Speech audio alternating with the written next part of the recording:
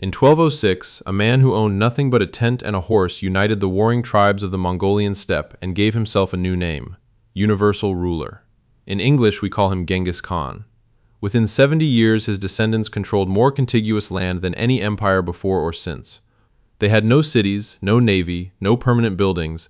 They lived in tents, they ate what their horses could carry, and in less than 70 years they conquered everything from the Pacific coast of China to the edge of Central Europe. They killed somewhere between 40 and 60 million people doing it. In some regions, population levels did not recover for centuries. But here's what nobody tells you about the Mongols. They also built the first truly transcontinental free trade network in history. They created one of the world's first international postal systems. They made religious tolerance official state policy at a time when many of the world's great powers were persecuting people over religion. And the trade routes they secured carried ideas from China to Europe that helped shape the Renaissance. So how does a man born in a tent on the Mongolian steppe, with nothing, become the ruler of more of the earth than anyone before or since? And how does the most violent empire in history accidentally connect the world? It starts in 1162, with a boy. Here is the Mongolian steppe in the mid-12th century. There is no Mongolia. There are just dozens of competing tribes constantly raiding each other, stealing horses, abducting women, killing each other's men, and leaving each other's children to starve. Life on the steppe is hard, violent, and short. Loyalty shifts constantly. There is no law except the law of the strongest. Into this world, around 1162, a boy is born. His birth name is Temujin. According to Mongol tradition, he is born clutching a blood clot in his fist. His people take it as a sign that he is destined for greatness. His father is a minor tribal chief named Yesuge. His early childhood is ordinary by steppe standards, which means it is brutal by any other standards. When Temujin is 9 years old, his father is poisoned by a rival tribe. His clan, unwilling to be led by a child, abandons his family and leaves them on the steppe to die. His mother keeps her children alive by feeding them berries, roots, and whatever else she can find. They survive winters that should have killed them. They survive raids. They survive everything. Temujin grows up in poverty and fury. He is captured by enemies and enslaved. He escapes. He builds alliances with extraordinary political skill, attracting men who value loyalty and competence over noble birth. He defeats enemy after enemy. He grows stronger. He grows smarter. He never forgets what was done to him, and he never stops. By 1206, he has done something nobody on the steppe has ever managed to do. He has united the Mongol tribes under a single authority, his own. His people gather in a great assembly called a Kurultai. They give him a new name, Genghis Khan. Genghis Khan turns 40. He has no cities, he has no navy, he has only a recently adopted writing system. He has horses and tens of thousands of warriors, and he turns outward. The Mongol army is unlike anything the world has ever seen. It is almost entirely cavalry, which means it moves at a speed that no infantry-based army can match or anticipate. It is organized on a decimal system, units of 10, 100, 1,000, and 10,000, each with a clear chain of command that functions over enormous distances. Genghis promotes men on merit rather than birth, which means his commanders are among the best fighters and strategists available. But the most powerful weapon in the Mongol arsenal is terror. Genghis Khan develops a deliberate, systematic policy. Cities that surrender without resistance are often treated leniently. Their populations are spared. Their leaders are often kept in place. Their merchants are protected. Cities that resist are often destroyed completely. Large numbers of their inhabitants are killed. Their buildings are burned. And the story of what happens to cities that resist spreads far faster than the army itself. Entire cities open their gates to the Mongols simply because they have heard what happened to the last city that did not. So the Mongol army does not just fight its way across Asia. In many cases, it simply arrives, and the resistance collapses.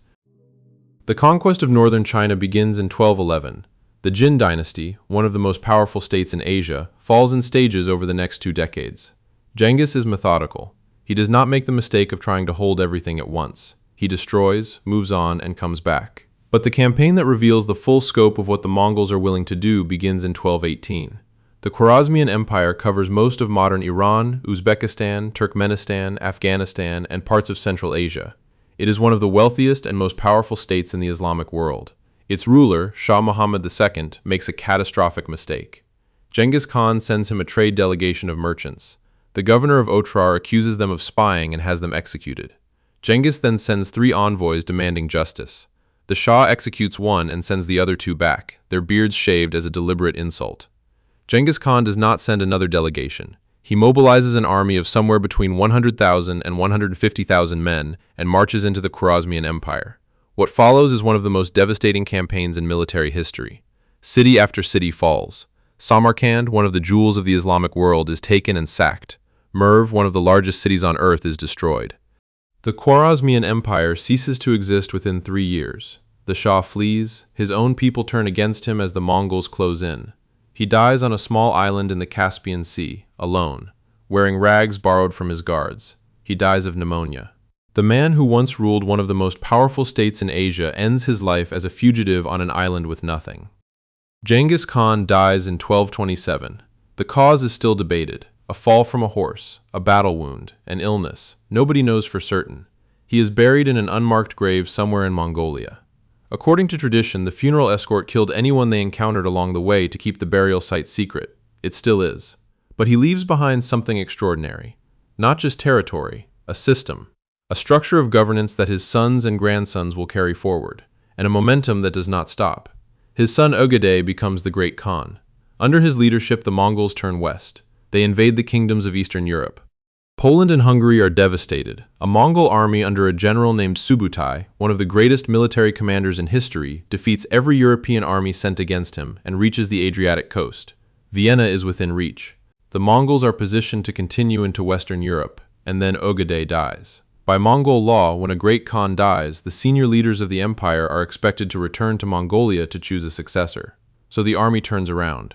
This is the thing about the Mongol Empire that no historian of Europe likes to dwell on. The reason France and Germany and England were not conquered is not simply that they were strong enough to resist. It is mainly because the Great Khan died at the right moment. The Mongols withdrew because of Mongol succession law, not because they had been defeated by European resistance. The empire continues to expand under Ögedei's successors. Kublai Khan, Genghis's grandson, completes the conquest of China and establishes the Yuan dynasty, ruling from a magnificent capital at Khambalik, which we now call Beijing. He is, by any measure, one of the most remarkable rulers in history. He patronizes art and scholarship. He tolerates many religions within his empire. He receives a Venetian merchant named Marco Polo at his court and impresses him so completely that when Polo returns to Europe and writes about what he has seen, many of his readers assume he is making it up. But the most significant thing the Mongol Empire builds is not a building or an army. It is a road. Not one road, a network of roads stretching from China to Eastern Europe, maintained by the Mongol postal system, the YAM, a relay network of stations where fresh horses and riders wait to carry messages at extraordinary speeds.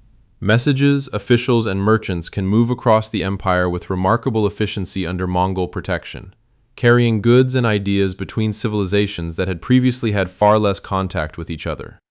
Silk, spices, paper, gunpowder, mathematics, astronomy. The empire does not last. It begins to fragment almost as soon as it is complete. Kublai Khan fails twice to invade Japan, losing his fleets to storms that the Japanese call kamikaze, divine winds. He fails to conquer Vietnam and Java. The limits of Mongol power, which had seemed to have no limits, become visible. His successors are less capable. The Yuan dynasty in China is overthrown by the Ming in 1368. The other Khanates gradually convert to Islam, adopt local cultures, and dissolve into the civilizations they once conquered. The last remnants of Mongol political power disappear in the 17th century.